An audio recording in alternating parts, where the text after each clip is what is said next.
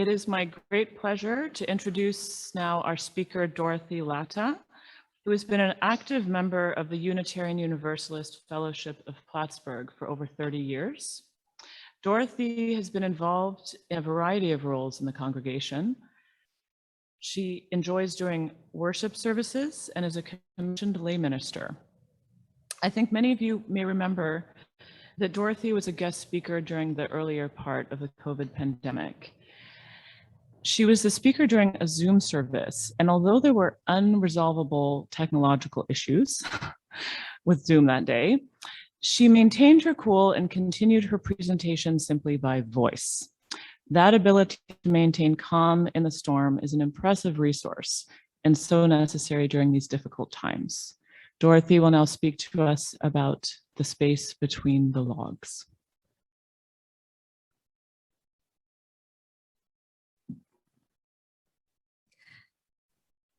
Oh, thank you so much for inviting me back today. And yes, last time I was here, it was the worldwide Zoom outage. Let's hope that it was not a curse between our, between me and your congregation. So again, thank you for having me back. When I was in college, a friend of mine recited to me what perhaps is to this day my favorite poem by Edna St. Vincent Millay.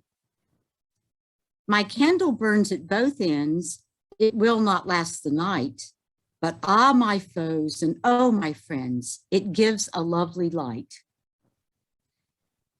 He said that I shared Edna St. Vincent Millay's approach to life and actually elaborated on this, telling me that not only did I burn a candle at both ends, he felt that I cut the candle in half and burned 4 ends at the same time. Now, his comment may have been prompted by his observation that in addition to taking a full academic course load, I always seemed to be on the run. Involvement in a service organization, a floor assistant in my dormitory, playing intramural sports, and always looking to go to ball games, lectures, and activities. Or, in all honesty, he may have been referring to my proclivity to what used to be referred to as playing the field and my juggling dates with more than one person at a time. Regardless of the reason, I have to give him credit for seeing how I shared Miss St. Vincent Millay's philosophy, trying to cram more and more in my days, which is a tendency I still have. Perhaps some of you are the same, thinking at the end of a day or a week that there is always one more thing that we could have done. We overbook our calendars like an airline overbooking flights, gambling that something will fall away or get delayed and everything will work out. And if you're anything like me, you may find that you end up doing these one more things, perhaps worried about missing out, about life passing us by, or because we crave stimulation or want so much out of life. We want to do everything to excel in our work and our responsibilities, to help our family and friends, to make sure everybody is happy and we don't hurt anybody's feelings, to finally get that garage cleaned out, and to keep moving forward and not stagnate. And we're not just looking to stay busy. We pour ourselves into everything we do. Like teachers that thrive on energy in a classroom, our engagement is exhilarating, but it can be exhausting. At times, many of us may fear that some of the light in our lives is fading or going out. At work, in our relationships with one or more people, or inside our own hearts. We may look for something to brighten our lives again. We want something to rejuvenate us, to fix our malaise. And when we're in a rush or stressed or feel overwhelmed, we realize that the hardest thing in the world is to stop. There's a huge anxious drive to check things off the list, tie up loose ends, and not miss out on any opportunity. If you try to stop, everything in your body and your mind is still charging forward, working to keep that flame lit and burn even brighter. It can be really physically and mentally uncomfortable to pause. If we want to nourish our inner light, to truly burn brighter, perhaps we need a better understanding of what does make a lovely light. Maybe we need a different poem. Many months ago, our minister, Reverend Nicolene Garrier, who some of you know, shared the following reading by Judy Sorrell Brown as opening words for some meeting. What makes a fire burn is space between the logs, a breathing space. Too much of a good thing, too many logs packed in too tight can douse the flames almost as surely as a pail of water would. So building fires requires attention to the spaces in between as much as to the wood.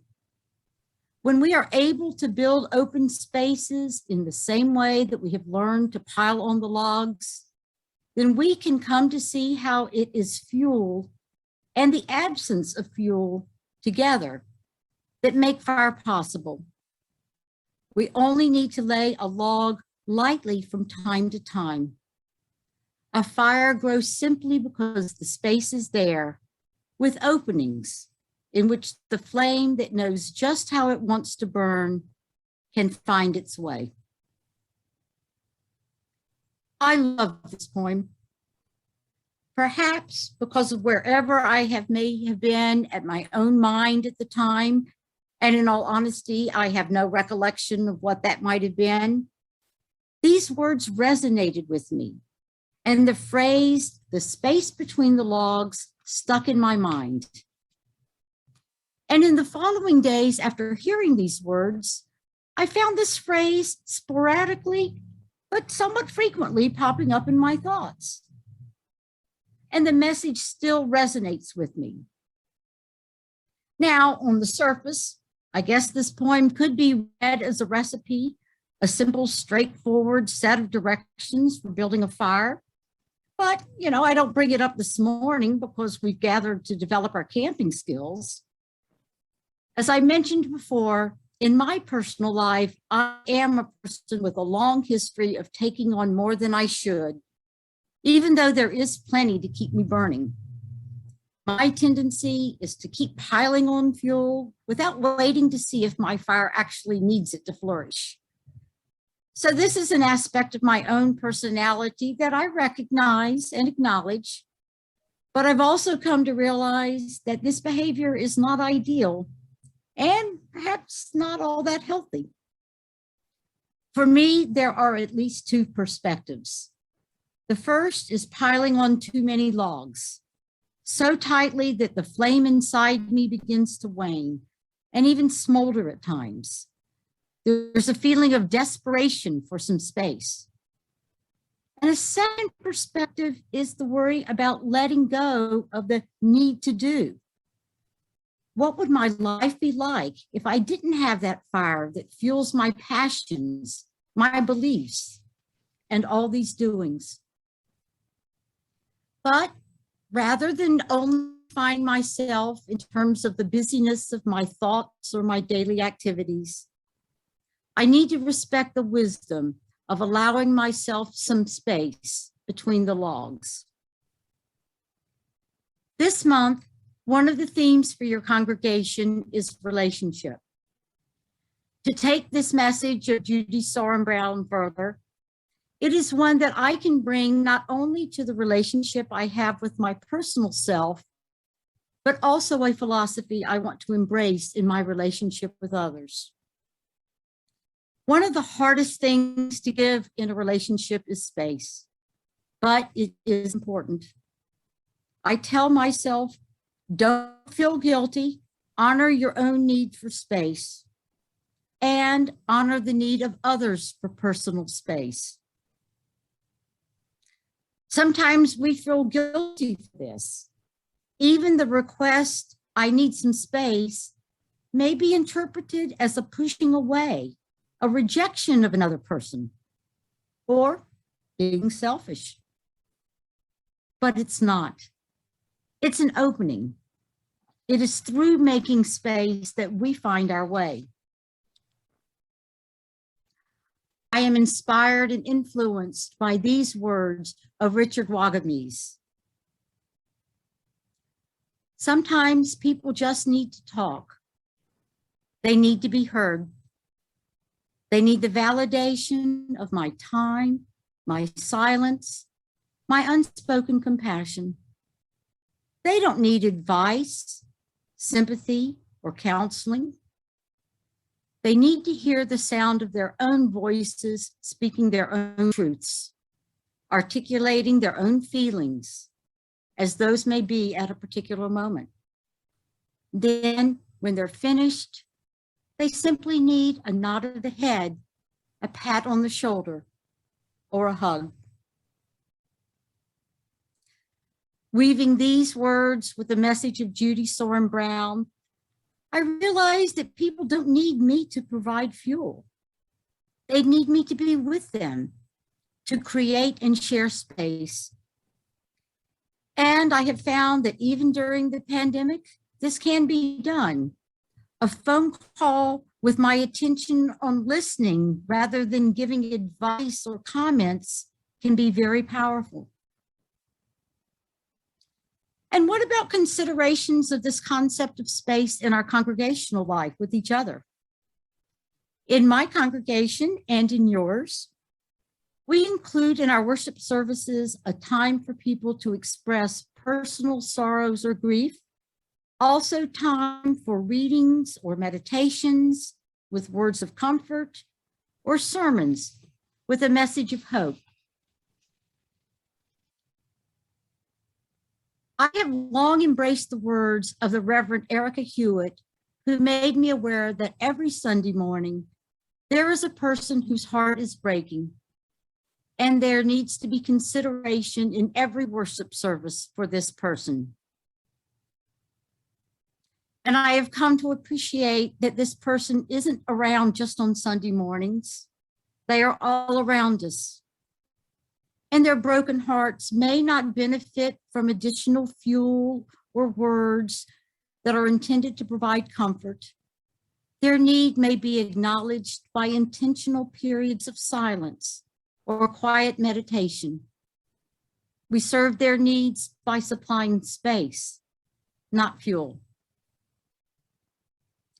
A few years ago, I entered the program to become a commissioned lay minister for my congregation. And in the application for this program, I self-identified my personal frustrations for being at scheduled meetings where the purpose appeared to be to talk about things with no specific focus or resolution. And I also realized my tendency to become impatient and push towards making decisions, and my need to work on improving my skills in listening and patience in such circumstances. Well, progress has been made in curtailing these tendencies, or at least it makes me feel better to feel like I've been making some progress. Over the past months, mentally calling up the phrase "space between the logs" has reminded me to allow some space and respect the need for comments of others and for reflection, rather than me trying to add more ideas or suggestions in a discussion, or in pushing for resolution or answers. Looking at congregational life in a broader sense, over the past few years, the Unitarian Universalist Association has offered workshops, discussion groups, and books that focus on matters facing relatively small congregations like mine and like yours. And these resources bring up issues to consider, such as balancing enthusiasm members have for current and new initiatives against our own resources, about rethinking how to do what we already do, about maybe taking out some of what we have, and about how we can develop strategies for discernment and decision-making in congregational life. So how do we approach all these topics and have these conversations and still remain in covenant with each other as a congregation? In my mind, consideration of Judy Brown's words about the need not only for fuel, but the absence of fuel to provide some breathing space may bring a positive perspective. Thinking about the need for space as well as fuel can provide a framework for what could be difficult discussions in our congregations as to whether particular programs and/or activities should be continued or added or eliminated. Just like an individual, a community needs available space for reflection and for restoration, opportunities to recharge the internal batteries that may be running down. The intentional removal or absence of something does not need to be seen as a loss, rather as valuable and as necessary, because what is included or retained to allow an opportunity for the flame of a religious community to find its own way. So remembering the importance of creating space between the logs is a philosophy that can serve for examining and developing a relationship not only with yourself, but with other individuals, as well as in a community, such as our congregation. Well, to wind this up, let's go back to you as an individual, because that's really the foundation of relationship, your relationship with yourself, with others, and with your community. What space do you need to create in your own life? When, over the past year or months or years or days, have you piled on too many logs? When has too much of a good thing not been a good thing? And consider what fires might emerge when you allow enough space between the logs. I personally believe that to have a personal mission statement or mantra, for it to be useful, it needs to be short and sweet, not a carefully crafted wording of an elaborate philosophy, but something that can be at the tip of your tongue and always in the front of your mind. At this point in my life, I need a reminder that for my personal growth and in my relationship with others, the absence of fuel is of equal or greater importance as adding fuel to sustain and grow a flame. And for me, space between the logs fits this bill.